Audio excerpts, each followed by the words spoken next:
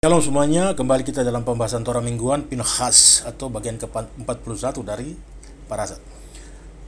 Bilangan 25 ayat 10 sampai pasal 30 ayat yang pertama. Sumber Habat of the West Side. Pangeran dari suku Simeon, Simri, bergaul dengan putri Midian, Cosbi namanya. Dia seolah-olah membenarkan tindakan pesta pora yang dilakukan oleh banyak orang Yahudi lainnya. Apakah tanggapan Tuhan terhadap tindakan bejat ini? Wabah pun turun dan merenggut 24.000 nyawa dari Bani Israel. Pertanyaannya, apakah tindakan mematikan dari Pinchas ini adalah tindakan terakhir dari kefanatikannya yang salah secara politis? Di akhir parasa minggu lalu, Taurat menceritakan bagaimana Pinchas bereaksi terhadap tragedi kolosal ini. Dia menusuk Simri dan Cosbi sampai mati, sehingga menghentikan penyebaran wabah lebih jauh lagi. Parashat minggu ini dimulai dengan Taurat memuji Pinchas atas tindakan berani ini yang meredakan kemarahan Tuhan dan menyelamatkan semua kehidupan Yahudi lainnya yang terancam oleh penurunan moral secara umum. Ketika Taurat menyebutkan nama Pinchas di parashat minggu lalu, serta dalam ayat pembukaan parashat minggu ini, itu merujuk padanya sebagai anak Elazar, anak Imam Harun. Pertanyaannya, mengapa Taurat perlu mengidentifikasi Pinchas dengan kakeknya? Bukankah cukup seperti biasanya ketika Taurat menyebutkan nama seseorang dengan menyebutkan nama ayahnya saja? Semua orang tahu bahwa Elazar adalah putra Harun, seperti yang disebutkan beberapa kali sebelumnya. Mengapa harus menggunakan nama kakeknya, yaitu Harun? Satu jawaban berdasarkan pada komentar Rashi. Lihat di Likutei Sikos, volume 5. Harun dikenal karena toleransinya yang tak terbatas. Dia mengajar kedamaian, cinta, dan kebaikan. Dengan menunjuk silsilah Pinchas sampai ke Harun kakeknya, Taurat mau memberitahu kita bahwa Pinchas tidak melakukan tindakan fanatiknya itu karena berdasarkan kekerasan dan kekejaman. Sebaliknya, dia termotivasi oleh cinta yang sama yang ditunjukkan oleh kakeknya Harun dan bertindak semata-mata untuk menyelamatkan orang-orang Yahudi dari penderitaan dan kematian yang mengerikan. Jawaban mistik lainnya ditemukan dalam karya klasik Kabbalah, Zohar, volume 3, bagian 317a. Saat Pinchas mendekati Simri dan Cosbi, jiwanya ditambah dengan dua jiwa pamannya yang telah meninggal, yaitu Nadav dan Avihu, dua putra sulung Harun yang meninggal ketika mereka membawa persembahan yang tidak sah ke Kemah Suci. Kejadian ini sebenarnya menurut Midrash untuk memperbaiki pelanggaran jiwa mereka. Oleh karena itu, Taurat menyatakan bahwa dia adalah anak Elazar, anak Harun, dua kali, ya, untuk menyinggung fakta bahwa dia adalah anak Elazar dan juga anak Harun, karena dia sekarang memiliki jiwa kedua putra Harun, yaitu Nadav dan Avihu. Wahyu luar biasa bahwa jiwa Nadav dan Avihu dipindahkan ke Pinchas dijelaskan oleh kabalis abad ke-16, Rabbi Menachem Azaria Davano, dikenal dengan akronim Rame of Vano.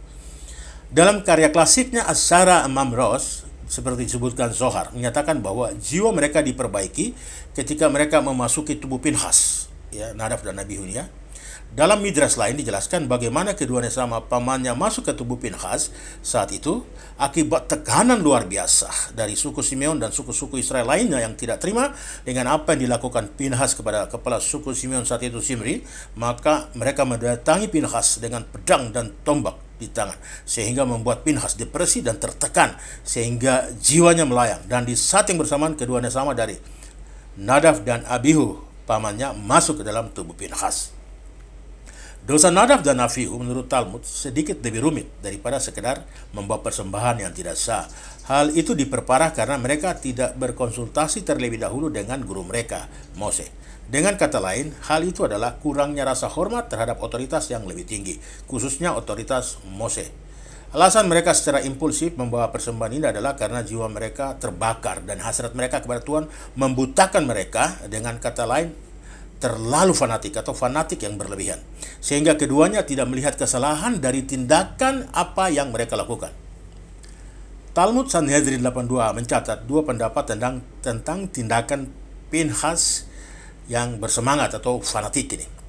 Menurut Rav, Pinchas berkonsultasi dengan Mose dan mengingatkannya tentang hukum yang menyetujui tindakan fanatik ini. Artinya, dia bilang Pinchas datang dan konsultasi kepada Mose. Artinya, kalau saya lakukan ini, hal ini dibenarkan, ya, menurut hukum yang berlaku, ya. Kemudian Mose menyetujui, ya, dan menyuruhnya untuk melakukan eksekusi tersebut. Timbul pertanyaan, mengapa Pinhas harus berkonsultasi dengan Mose terlebih dahulu jika dia sudah tahu bahwa hukum itu mengizinkan dia melakukan tanpa konsultasi terhadap gurunya? Lebih lanjut, Talmud mencatat pendapat Samuel bahwa Pinhas tidak diharuskan berkonsultasi dengan Mose karena di saat darurat, ketika reputasi Tuhan dinodai dan namanya dinodai, seseorang tidak perlu menunjukkan kehormatan kepada gurunya atau berkonsultasi kepada gurunya. Jadi langsung saja eksekusi. Jika memang demikian, dan memang Rav setuju dengan prinsip ini dalam Berako 19b, mengapa Pinhas merasa terdorong untuk berkonsultasi dengan Mose? Jawabannya, Rabbi Menachem Davano menawarkan bahwa komitmen Pinhas adalah untuk menghormati otoritas Mose melalui jalur di mana jiwa Nadav dan Avihu diperbaiki, karena mereka telah membiarkan nafsu mereka mengesampingkan kewajiban mereka untuk menghormati Mose. Mereka yang jiwanya sekarang bersatu dengan Pinhas condong ke ekstrim yang berlawanan dan berkonsultasi dengan Mose, sehingga mereka berkonsultasi dengan Mose meskipun dia atau mereka tidak diwajibkan untuk melakukannya dalam hal ini. Dengan kata lain, sekalipun tidak melapor atau konsultasi kepada guru mereka Mose, Pinhas diizinkan untuk bertindak, tapi untuk menebus kesalahan yang dilakukan oleh Nadav dan Avihu pahamannya saat itu, ya, pada mereka saat masih hidup, karena tidak menghormati otoritas guru mereka Mose, maka Pinhas ketika akan bertindak terlebih dahulu melapor atau berkonsultasi kepada guru mereka Mose. Hal ini untuk menebus, ya, seperti yang sudah jelaskan tadi, kesalahan dari pamannya Nadav dan Abihu. Zohar memberitahu kita Pinhas sebenarnya Elia, nabi yang giat sekali atau fanatik, penuh semangat. Dia tidak pernah mati, tetapi naik ke surga dengan kereta yang menyala atau berapi-api, dan yang rohnya selalu hadir di setiap Brit Milah dan Seder Pesak yang dilakukan oleh orang Yahudi. Dia adalah Elia yang sama yang akan mengumumkan kedatangan Mosiah dan yang akan menyembuhkan keretakan dalam keluarga sebagai pendahuluan dari perdamaian secara universal di era Mesianik. Tuhan berkata kepada Pinhas, "Engkau membuat perdamaian antara Israel dan aku di dunia ini. Demikian juga di dunia yang akan datang, engkaulah yang akan mendamaikan antara aku dan anak-anakku." Seperti ada tertulis di Maleakhi 3 ayat 23 dan 24. "Lihatlah, aku akan mengirimkan kepadamu Nabi Elia sebelum kedatangan hari Tuhan yang besar dan dahsyat itu. Dia akan mengembalikan hati bapa kepada anak-anaknya dan hati anak-anak kepada bapa mereka atau ayah mereka." Yalkut Simoni.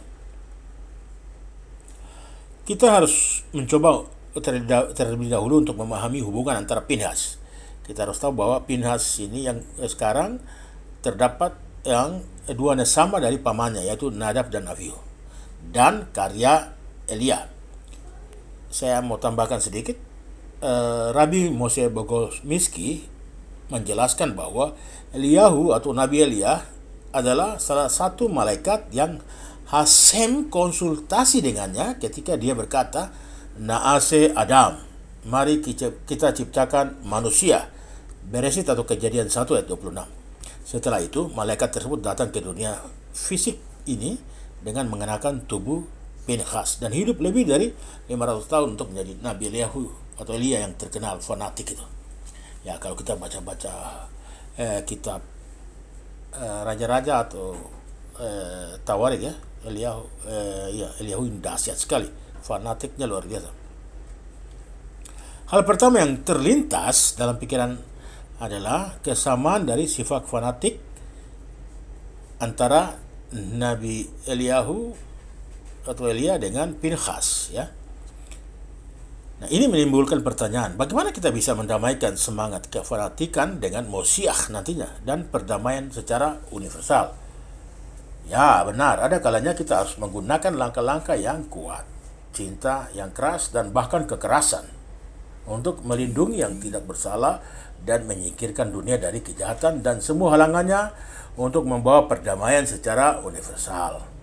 Tetapi tampaknya kefanatikan yang dengannya Pinhas dan Elia sama-sama diidentifikasi bukan hanya kejahatan yang diperlukan, tetapi sumber langsung dari perdamaian. Terakhir ini saya yang mengambil kesimpulan sedikit dari pengajaran ini, yaitu bahwa sifat fanatik atau terlalu bersemangat yang berlebihan kepada Hasem bisa mengakibatkan kehancuran seperti yang dialami oleh Nadab dan Avihu, sehingga Hasem perlu mengirim utusannya ke bumi dalam diri Pinhas yang kemudian kita kenal sebagai Nabi Elahu atau Elia, agar mengajarkan dan menunjukkan bagaimana sifat kefanatikan yang diinginkan oleh Hasem, yaitu orang-orang yang fanatik, giat, tekun, dan penuh semangat kepada Hasem, tetapi yang mengajar kedamaian, cinta kasih, dan kebaikan. Tadarabalekulam.